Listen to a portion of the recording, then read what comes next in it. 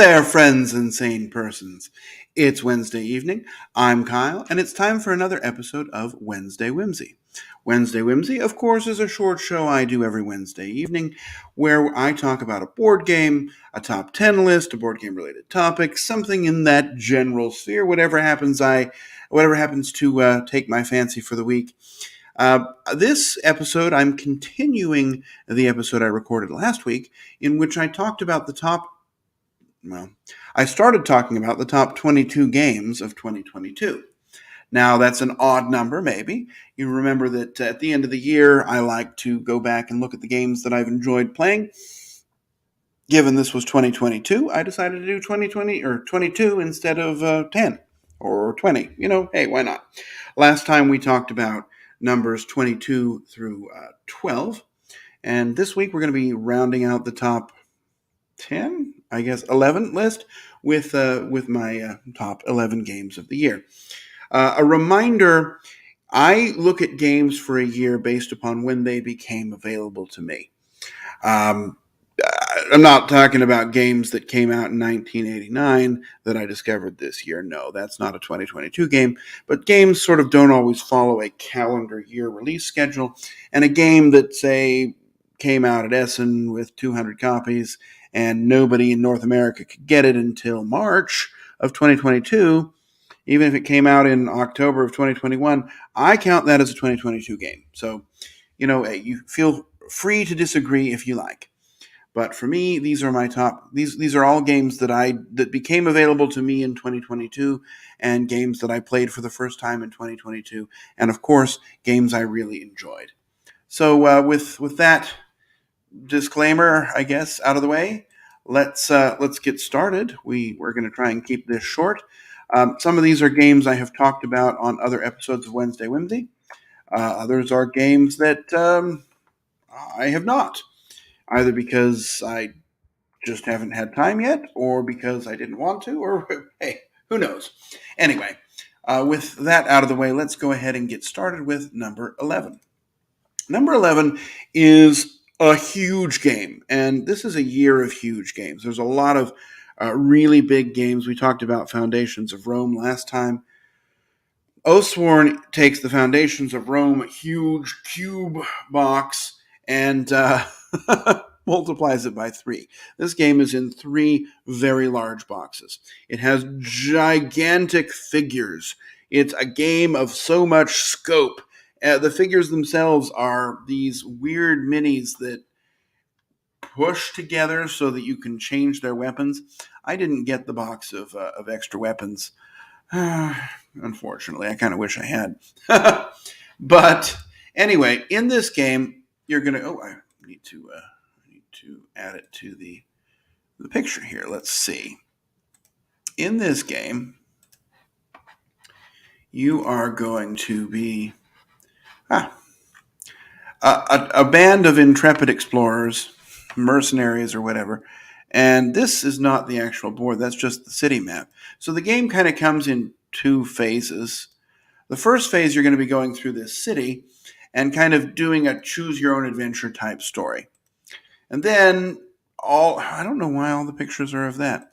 And then eventually you're going to find some big monster like this huge worm, and you're going to be fighting it on the separate board. You basically finish out the story. It'll tell you how to set up the fight. Depending on how you did in the story and what you chose, you might have an advantage, you might have a disadvantage, but ultimately there's a monster and you're trying to knock its life down. There's a giant rat. That's the one in the first chapter. There are a lot of chapters. I have not yet played through them all. I've played through quite a few, though. And you have these characters, and the characters are going to be doing a bunch of different special abilities, and largely you're going to use those little amber tokens. They're your surges, your power. You're going to take them, spend them, and do whatever actions you want. And you're going to play cards from your hand. The cards are going to go out around your board. Normally they're not standing up like that. They're lying down, but then they're going to cool down as you play cards to their area. It's going to push the rest around, and eventually you'll get them back into your hand. There are dice to roll for combat if you want. There are cards you can roll for combat. And it's kind of an interesting system of combat because, oh, look at that. There's Oathsworn compared to Gloomhaven. Um, one of the boxes of Oathsworn. It's an interesting system of combat because you can roll as many dice as you like of certain types, or you can draw as many cards as you like. But if you get any misses, any of these blanks, it's going. If you get more than two, I think is yeah, more than two, or maybe it's just two. Anyway, you get a certain number of these misses. And it's going to mean your whole attack misses. So you can, if you're lucky, and if you push that luck, you can get a colossal turn. But if you push it too far, you could end up wasting everything and have a whole, 19, and then you go for 20 or something damage, and you get two misses, and then all that's wasted. So there's a lot of agency in that as well. It's a very fun game. It's a fun system of combat. My only complaint is you always have to pay 4 characters, which as a solo player isn't always the best. The game does come with these sort of half characters called companions, and they're okay. I've enjoyed playing with them. Anyway, it's a really good game that is unfortunately difficult to find and rather expensive, but it's a really interesting take on one of these. I mean, you saw it compared to Gloomhaven in terms of size, but it's also maybe comparable to Gloomhaven in terms of the experience. Although combat's different and what you're doing is different, this game is very much about building characters, mercenaries, and taking them out and doing fun things with them. A lot of fun. The combat's spectacular. The story is well written. It has a nice app that you go through, or there's a book if you want, and it'll take you through, and your choices kind of feel like they have some importance to them. It'll affect what happens later on. Anyway, a really good game. And I'm yawning again. I'm always, you turn on this light and it makes me yawn. But my number 11 there is Oathsworn. And I spent too much time talking about Oathsworn, so I'm going to be a little faster with the next game. My next game, and actually, I think I can do the numbers now because it is my number 10.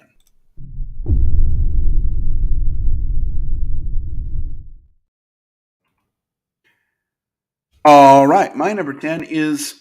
I almost didn't put this one on the list because it's so similar to a game that exists, but it's a new implementation of this game, and it's different enough that it kind of feels like its own game, even though it is sort of backwards compatible. The game is Clank Catacombs. So Clank Catacombs is basically Clank, the deck building adventure game, except instead of going through a set dungeon, you're going to be flipping over these tiles and creating a dungeon as you go, which means that every game is going to be a different experience. There are rules about, when the things come out and what's there and what's going on, but you really have a lot more feeling of exploration in this game.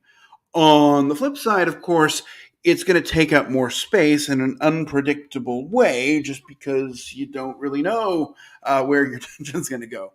The core mechanisms remain the same. Go in, get a treasure, get out. If you do that, you can score points and win. If you die, you don't score any points and you lose. You've got the same mechanism of pulling the clink cubes from the bag, and when you do certain actions, you'll put these cubes in the bag, and when those cubes come out, they do damage to you. Same basic mechanism. In fact, some of the cards, like the basic cards, are the same. The iconography is the same. If you've played Clank, you know how to play this. There's a couple of rules that you would learn for this one. But it's a wonderful way to play Clank, a very interesting variation on the theme, and one that really is a very refreshing and new experience. Highly recommended. My number 10, Clank Catacombs. Let's go on now to my number 9.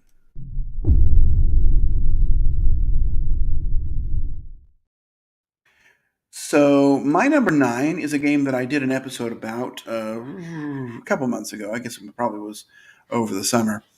And that game is a large, long story game called My Father's Work. In My Father's Work, you are a family of scientists having inherited land and research from an ancestor. And you're going to go through sort of 3 generations playing through a story. There's 3 core stories. I've played through them all, but each time you play them, it'll be a different story. So it has the core framework, but the actual actions and choices and events that come up will be very different. It almost feels like a Crossroads style game. Ultimately, your main goal is to get the most points, and you'll do so by completing these experiments and doing other things that the game encourages you to do, building out your estate, developing your research, and just sort of exploring. This game is all about the story, though. Not in the sense that some games that are all about the story, where the story kind of is more important than the gameplay. No, this is a game with actual gameplay. You'll make choices. You'll do better or worse based upon what you chose to do. But it is a fantastic game, very well produced, a fantastic app that takes you through the narrative elements, and it really is just, it doesn't leave anything to be desired. It's just a full experience and a fascinating one. It's unlike anything else out there. I mean, there are other games with stories, but this one really feels special.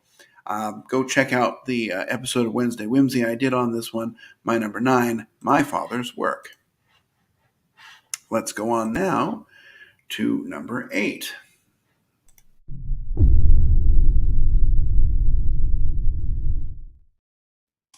My number 8 was my most anticipated game at Essen.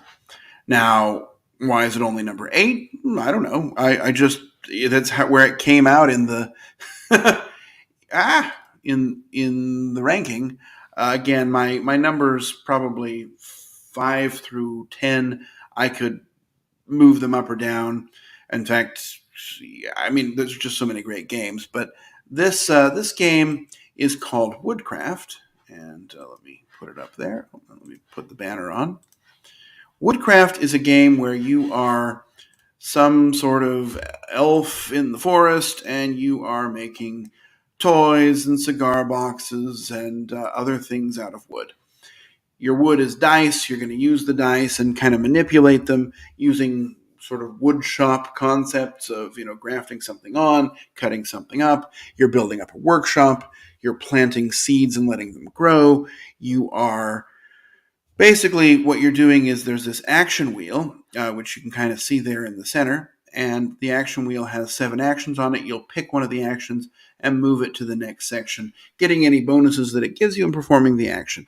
There's only, I think, 14 turns in this game, so it goes by really quickly, and you'll find that you don't have enough time to do nearly half of what you would like to.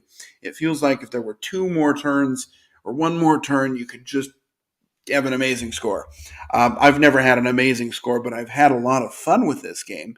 Very well designed, one of the better games from this designer, Vladimir Suchy. Not his best game, but one of his best games, I guess I would say. And just a game that I was super excited for, and it just tickles every part of me intellectually with this Euro game type puzzle. I really enjoyed Woodcraft, and that is why it is my number 8. I also did an episode of Wednesday Whimsy on Woodcraft a couple of weeks ago, probably in November. And so you can go check that one out to see my current thoughts on it. They have not changed significantly since since I did that. Anyway, that's my number 8, Woodcraft. Let's move on now to my number 7.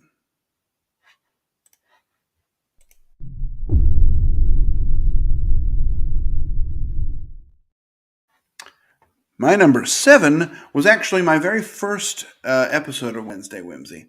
It was a game that it came out and it just took over. It sailed right into my top 100 games of all time, and it's one of the best games of the year. It's exciting from beginning to end. It is large. It is convoluted. It is kind of ugly artwork, but but it is a fantastic game of piratery and adventure. And that game is, I guess I already showed it, is Dead Reckoning. In Dead Reckoning, you have a crew of pirates.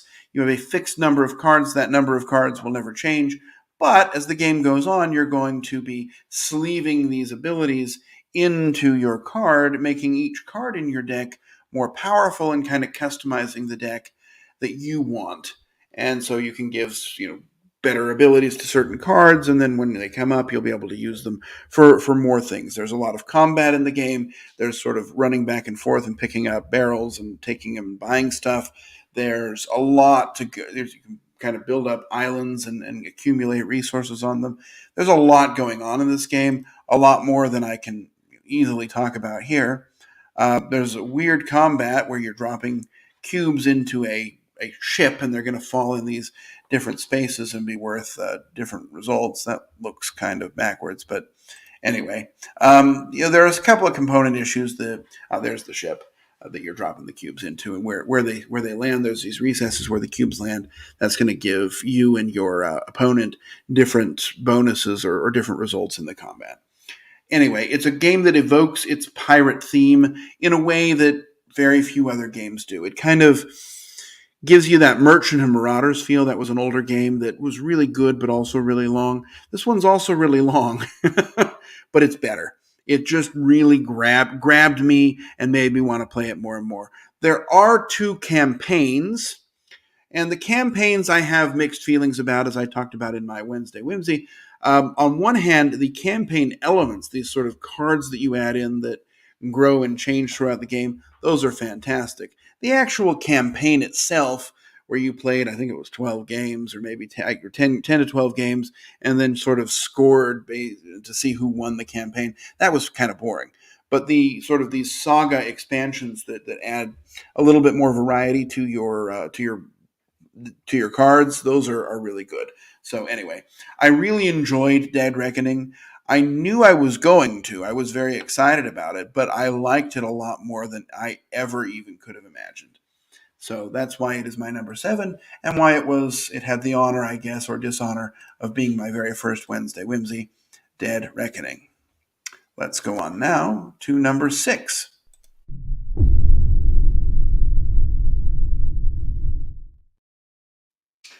All right, my number 6 is another game that I've talked about on a Wednesday Whimsy, also in November, I believe. While it was an episode I recorded for while I was in Thailand. The game is a game that is a civilization-themed game. The game is called Mosaic, A Story of Civilization, and of course, I only wrote Mosaic on my banner here. Anyway, in Mosaic, you've got these really fast turns. It's a lot of area control going on, but you are going to be a civilization, and they have names, but honestly, that's kind of pasted on. Anyway, but you're going to be going out and building buildings and collecting these tokens by putting things on top of them. Each turn, you're going to take one very quick action. You can will resources into being by saying, I want to produce ideas. And then you'll look at your tracks and figure out how many you get and just collect them. You can buy these cards that will come out. You can buy technology cards and collect these symbols that'll help you to unlock other things and get points at the end of the game. There's a lot going on here. Go back and watch the Wednesday Whimsy where I talked about it, or just try it yourself. It is a daunting looking game, but it is so inviting and so easy to get into. I will say it's a little long, but it's a game that once I discovered it, I just wanted to keep playing. A fantastic game, a very exciting surprise this year. Mosaic, a story of what is that? This must be a prototype. Anyway, sorry. A story of civilization. Anyway, there you go. That's my number 6. Let's keep going to number 5. I said, let's keep going to number 5.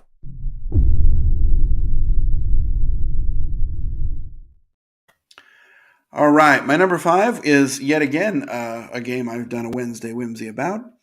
This game is, again, it has loose themes, I guess, is probably uh, the best way to put it. It is a game loosely based on the life of Andrew Carnegie, famed industrialist, robber baron, and philanthropist, depending on how you view him. In the game, you've got, it's a game of interesting planning and a very interesting action selection mechanism. What you do is you have, let's open this up. There's this row of actions, and each turn you're going to select one, and I can't seem to find them. Anyway, and then you're going to select the action. You get to do it first, but then everyone else gets to follow you. And most of the actions, there you go, are going to come with. So, for example, if I want to do this action here, this moving people around action, I do it, and then I'm going to look at my little board that I've built and all the buildings that I have people in that have that symbol on them. I activate them, then everyone else does as well. But then there are these parts of the country, and if you have people in the right part of the country at the right time, then you're going to be able to score and get income. And there are also these interesting little sliders that you're going to use to kind of get the income. It'll show you what you get. You pull them out through one action, and then you uncover the spots through another. And there's just a lot going on, but the rules themselves are not that complicated. There's also this series of donations, which that's going to basically determine your end game scoring. And at certain points in the game, you'll have an opportunity to buy into those. And so you're kind of thinking about, well, I want to get points from this end game scoring. I want to make sure that I have action set up for the future because I see the South is about to trigger, so I want to make sure I have people out there. I want to make sure I have people in the right actions at the right times. There's a lot of planning going on, but it's a very rewarding planning, and the game is pretty fast once you get things going. There's a good implementation on Board Game Arena if you're interested in that. There's also a really good solo mode that I just thought was fantastic. I played it lots of times, but this game I almost didn't buy. I mean, it looked like a boring game, and I was surprised. I was blown away at how much I liked it. It shot straight up into my number 5 of the year, my top 5 of the year. Number 5, Carnegie. Highly recommended, and go check out my episode of Wednesday Whimsy on that one as well. Let's move on now to number 4.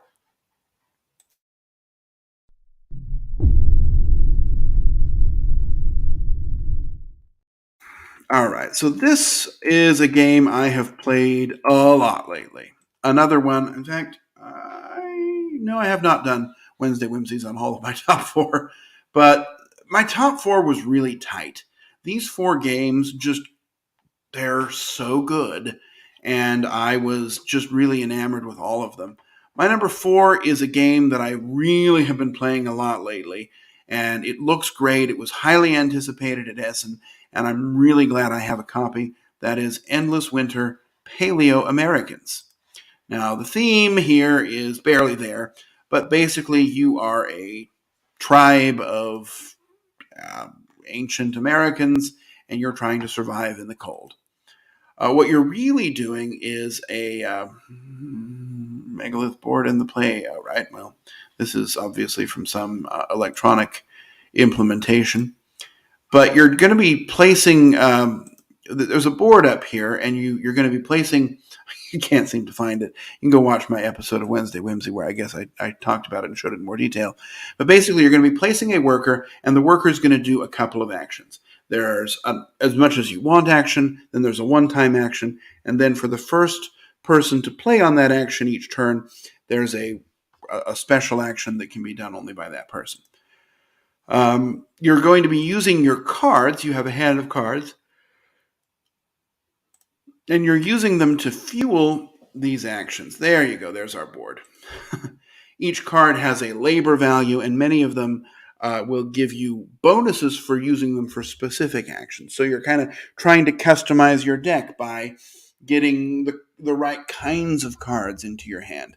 There's a board out here where you're kind of doing some area control so that you can be in the right place to get certain bonuses at the end of every round. There's this idle track that you're trying to race to the top of to get points for your leftover stuff and to get points for these cards that you kind of cull out of your deck, which is referred to as burying them in the game. There's a couple of expansions. They're mostly good. There's a couple of smaller modules. They're good as well. The game is a little bit longer, and it can be a little daunting for the first time. I found that, the first round people are a little bit unsure what to do, but even though there's a lot of symbols, people pick up on them really quickly, and I found the game to be really rewarding each time I played it. It was a contender for my number 1 spot. Obviously, it didn't get number 1 since it's number 4, but that does not mean it's any less of a game. And this is one that keeps growing in my estimation, honestly. So that's my number 4, Endless Winter Paleo Americans. Let's move on now to my top 3.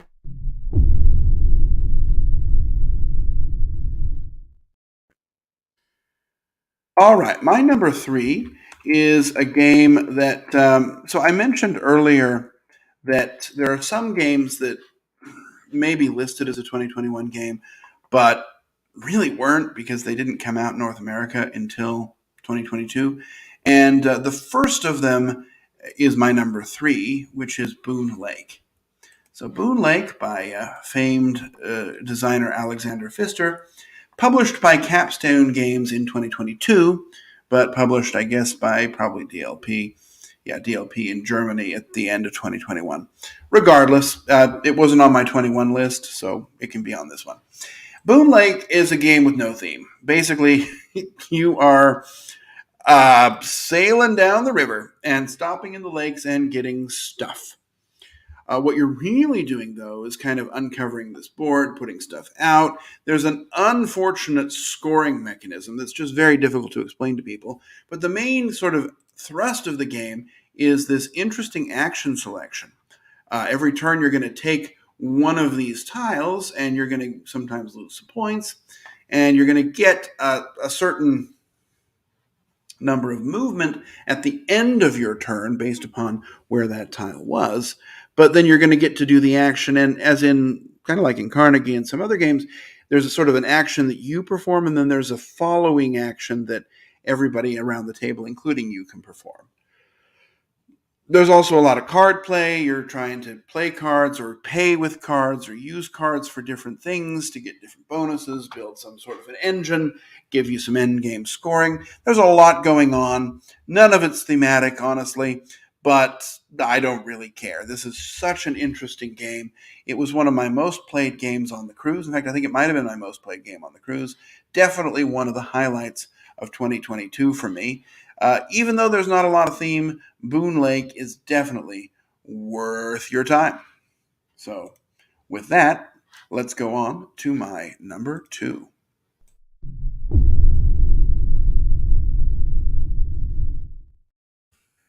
All right, my number 2 is another game that I did a Wednesday Whimsy on. It is a game, I was just thinking about this, which one of these two is going to be my top 4 was very competitive. But this is a game, it was my number 1 game when we talked about post-apocalyptic themes, and it's my number 2 game of 2022, and that game is Revive. Revive is a game that is loosely set in a post-apocalyptic frozen wasteland, and you're crawling out of the caves trying to rebuild the world. That's not really there at all. What you're really doing is trying to score points using a lot of different mechanisms. So one way you're doing it is you're moving things up these tracks, and as they move along to these spots, they're going to unlock bonuses. There are some special actions you can then customize your board with. Really interesting there. Then there's also these actions you're going to be doing each turn. You're often going to play a card. When you play a card, you're going to get what the card gives you, but also you have these little things you can slot into the card spots, and then if the card matches, you get extra bonuses. So you're kind of building this bonus engine for yourself. You've also got technologies to improve. You've got tiles to explore. It is just such a fantastic game. And, up until I put this list together, I was thinking, will this be my number 1 or will my number 1 be? And honestly, I just think I've played the other one more. But this game is not to be ignored. It is so fantastic. It looks great, although the card artwork isn't all that great. But the actual game components and pieces look great. The rules are pretty simple once you get into them. And it just gives you these options of customization and exploration and a lot to do. Tech trees, slightly asynchronous, fairly asynchronous player powers, and an interesting kind of way of hand management, because you've got sort of one set of active cards and one set of passive cards, and often you're trying to move between them to try and have the best turns possible. Anyway, I already talked about this game a lot on an episode of Wednesday Whimsy, so I'm not going to talk about it anymore here, other than to say that it is fantastic and you should definitely check it out. Well, let's move on now to my number one. And when I say that, I'm supposed to click this, so we go on to number one.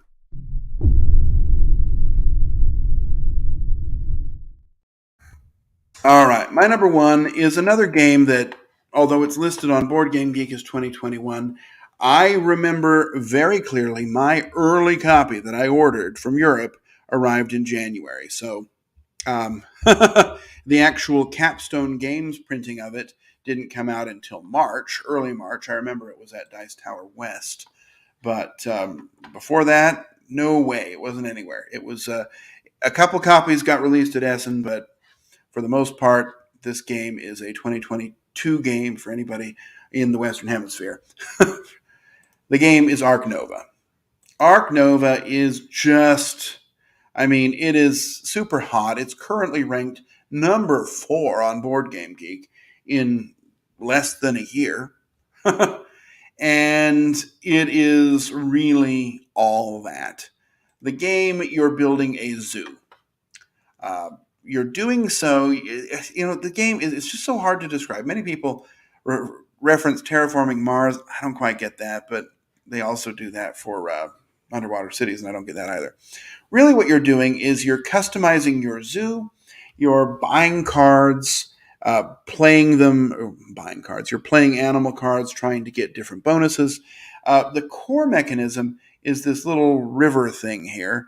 So you've got 5 action cards, and every turn, and they have strengths 1 through 5. Every turn you'll select one, perform its action up to its strength value, and then move it to the end of the line and slide everything else up. Then the rest of it is using those tools to try and build up your zoo. You can try and fill up your map and get points. You can try and there's some goals, and you should definitely try for those because they unlock income and special abilities. There are these animal cards. They're there, and you're trying to get the ones that fit best with the size of your zoo, with your end game scoring things. And there's 2 different types of points. There's these ticket points and these conservation points, and they kind of run in different directions. And when they meet, that's what signals the game end.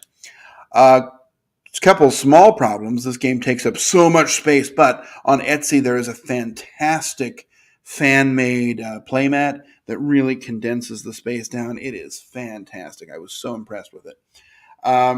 Also, there's a lot of luck of the draw, so you do have to understand that. I do wish there were ways to manipulate that deck a little bit more. And there is no camel in the game. There's a camel pictured on one of the goal cards, but I did not see a single camel card. If you think I'm wrong, show me. Anyway, other than that, though, this game's a 10 out of 10 for me. This is one that, although I played it a little bit less than Boon Lake on the Cruise, I sure played it a lot. It is a game that works well with almost everyone. There's a couple of party poopers who don't like it, but it's popular, so it's cool to hate it, I guess. But for the most part, people who have played this game have really enjoyed it, gotten a lot of satisfaction out of it.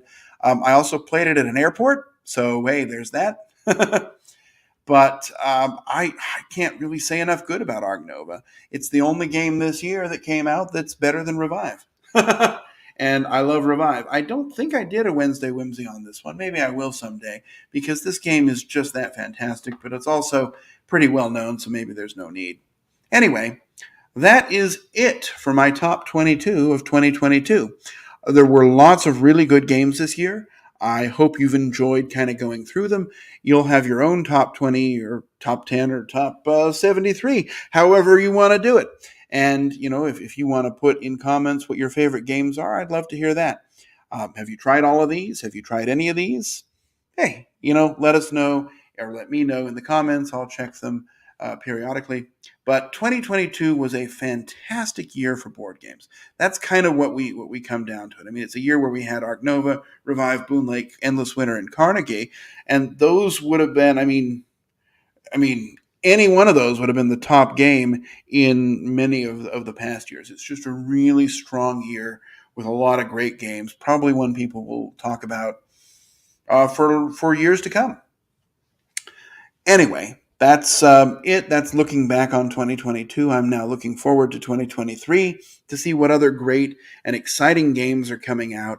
I really enjoy playing them and experiencing board games, and I hope you do too. And I hope you've enjoyed this retrospective on Wednesday Whimsy. It looks like we've gone a little longer than I would like. I apologize, but hey, I got excited about all these games. With that, I will wish you all the best in 2023. Happy New Year. I'll wish you safe travels, courage when you need it, and I will see you again soon on another episode of Wednesday Whimsy. Bye-bye.